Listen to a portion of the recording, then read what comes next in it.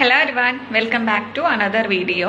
ഇന്ന് നമ്മൾ ചർച്ച ചെയ്യുന്നത് മൈഗ്രെയിൻ ഹെഡേക്കിനെ കുറിച്ചാണ്. തലവേദനയുടെ കാരണങ്ങളും അല്ലെങ്കിൽ നമ്മൾക്ക് ചെയ്യാൻ പറ്റുന്ന പ്രതിരോധ മാർഗങ്ങളെയും കുറിച്ചാണ് ഇന്നത്തെ വീഡിയോ. ലൈഫിൽ ഒരു പ്രാവശ്യമെങ്കിലും തലവേദന എക്സ്പീരിയൻസ് ചെയ്യാത്ത ആളുകൾ ഉണ്ടാവില്ല അല്ലേ? ചില ആളുകൾക്ക് അത് ജോലിയിൽ നിന്ന് വിട്ടു നിൽക്കാനൊക്കെ അത്രക്കൊരു തീവ്രമായിട്ടുള്ള ഹെഡേക്കൊക്കെ എക്സ്പീരിയൻസ് ചെയ്യുന്ന ആളുകളുണ്ട്. നമ്മുടെ നെറ്റിത്തടങ്ങളിൽ നിന്ന് തുടങ്ങുന്ന ഒരു വേദന ശക്തമായിട്ട് വരികയും ഒരു 2 മുതൽ ഒരു 72 മണിക്കൂർ വരെയൊക്കെ നീണ്ടു നിൽക്കുന്ന തലവേദനയായിട്ടൊക്കെ മാറുമ്പോഴാണ് നമ്മൾ അതിനൊരു മൈഗ്രെയിൻ ഹെഡേക്ക് എന്ന് പറയുന്നത്.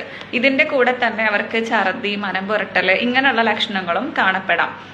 ഈ മൈഗ്രെയിൻ ഹെഡേക്ക് തുടങ്ങുന്നതിന് മുമ്പ് തന്നെ ഒരു ഓറ, അതായത് അവർക്കത് വരുന്നുണ്ട് എന്നുള്ള കുറച്ച് ലക്ഷണങ്ങളൊക്കെ ഉണ്ടാകും. അപ്പോൾ മൈഗ്രെയിൻ ഹെഡേക്ക് ഉള്ള ആളുകൾക്ക് അറിയാൻ പറ്റും ഈ ഒരു മൈഗ്രെയിൻ വരുന്നുണ്ട് എന്നുള്ളൊരു ലക്ഷണങ്ങളൊക്കെ അവർക്ക് മുന്നേ തന്നെ പ്രകടമായിട്ടുണ്ടാകും. അതിനാണ് നമ്മൾ ഓറ എന്ന് പറയുന്നത്. മൈഗ്രെയിൻ തലവേദന ഹോമിയോപ്പതിയിൽ വളരെ ഫലപ്രദമായിട്ട് നമുക്ക് ചികിത്സിക്കാൻ പറ്റുന്ന ഒരു അസുഖം തന്നെയാണ്.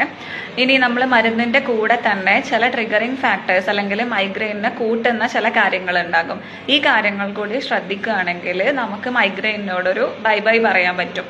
ഈ കാര്യങ്ങളാണ് താഴെ പറയുന്ന ഈ കാര്യങ്ങൾ കൂടി ശ്രദ്ധിക്കുക.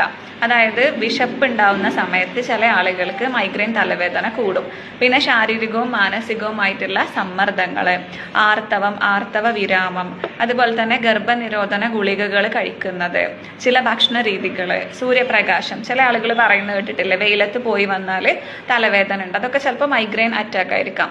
അപ്പോൾ ഇങ്ങനെയുള്ള ട്രിഗറിങ് ഫാക്ടേഴ്സ് ഒക്കെ നമുക്കൊന്ന് കുറയ്ക്കാൻ പറ്റുകയെന്നുണ്ടെങ്കിൽ, അതിൻ്റെ കൂടെ മെഡിസിൻസും കൂടി എടുക്കുകയെന്നുണ്ടെങ്കിൽ വളരെ ഫലപ്രദമായി തന്നെ നമുക്ക് മൈഗ്രെയിൻ ഹെഡേക്കിനെയും ആ ഒരു പേടിനെയൊക്കെ നമുക്ക് മാറ്റിയെടുക്കാൻ കഴിയുന്നത് തന്നെയാണ്. അപ്പോൾ നെക്സ്റ്റ് ഒരു വീഡിയോയിൽ കാണാം. Bye bye.